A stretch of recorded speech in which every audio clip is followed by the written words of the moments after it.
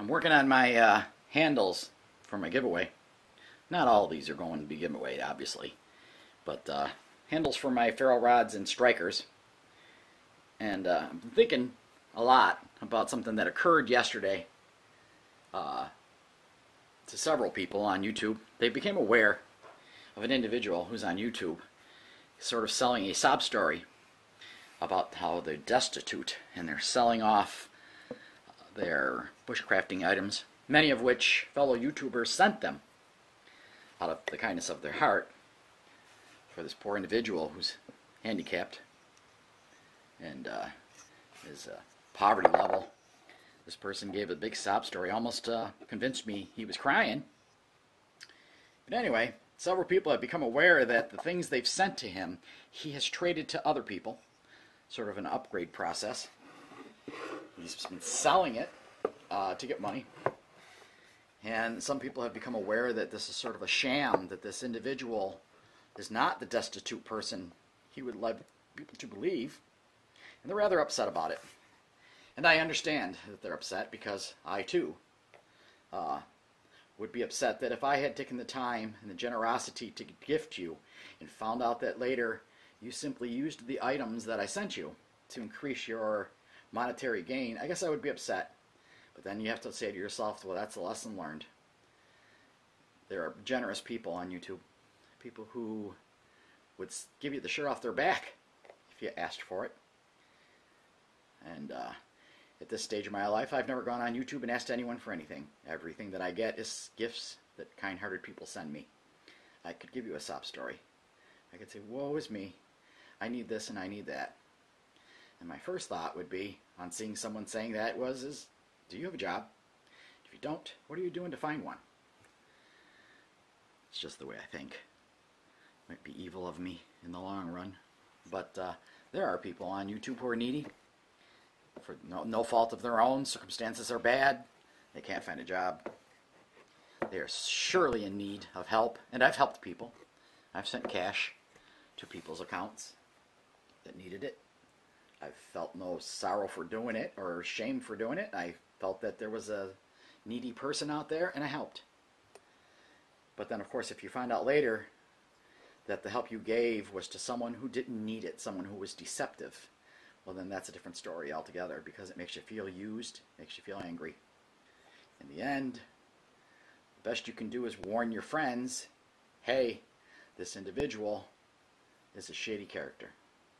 Be careful in doing that, though, that you are correct in assuming that this person is a shady character and is doing these things with the gifts people send just out of greed.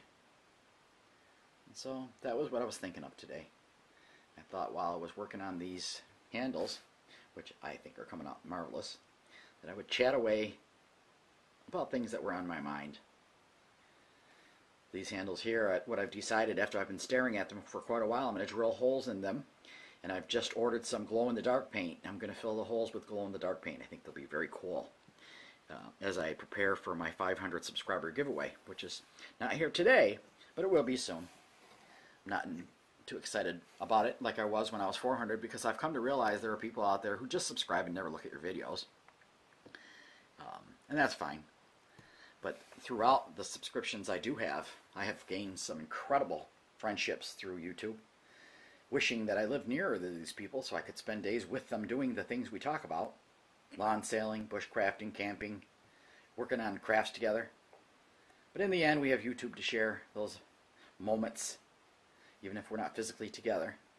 And people that have sent me things in the mail that are amazing gifts out of the kindness of their heart, I appreciate each and everything I've ever been given.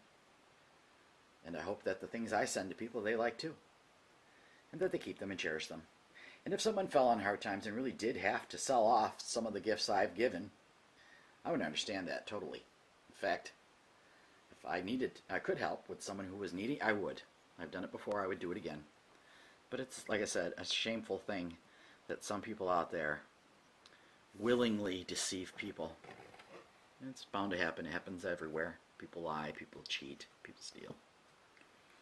So be careful out there when you want to show generosity to someone.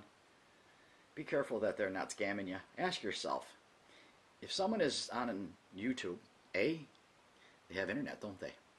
And the other thing that I find interesting is people that are using phones to record their YouTube videos.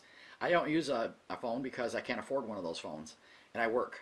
I have a real job, work in a hospital, and I don't have one of those phones.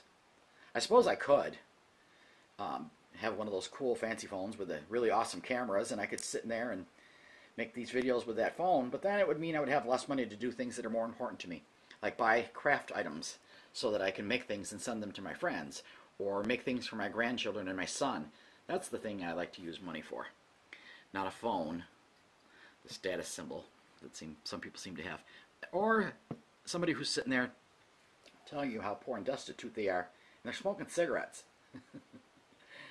I don't know how much they cost where you are, but out here I think that a pack of Newports is $10 a pack, if not more. Yeah, $10 a pack at the store. And yet somebody on YouTube sits there with a camera that I can only imagine how much that camera costs. I'm sure the camera itself was several $100s. The current rate for those iPhones are what, $600? And then there's the internet service or the Wi-Fi, whatever it is that you're using to upload to YouTube. So you have internet. That's another cost right there, along with the cigarettes that you're smoking or the tobacco you were dipping in. Interesting, the things people do, and they don't realize the portrayal they're giving of themselves. Another one is people who claim to be disabled. Don't claim you're disabled and put up videos using a shotgun out in the woods that you and your friend are out shooting bottles off trees. You should be careful of videos like that. I hear that certain agencies are cracking down on fraudulent claims by people of disability or whatever the case may be by looking through YouTube and Facebook. So if someone says that they cannot stand for long periods of time, don't be putting up a video of yourself walking through the woods chopping down trees for fatwood or shooting a shotgun. It's kind of a dead giveaway that you're really not as disabled as you want people to think you are. Just thoughts I'm thinking of as I'm working on these ferro rod handles. I have no problems with people who are genuinely in need of help. But there are people who are deceptive. And there are some very, very kind souls out there on YouTube who send things to individuals, who send cash to individuals. Be careful who you're sending cash to. Spend a little more time watching these people's videos and determine for yourself, are they really destitute and in need of help, or are they scam artists? Shame, shame.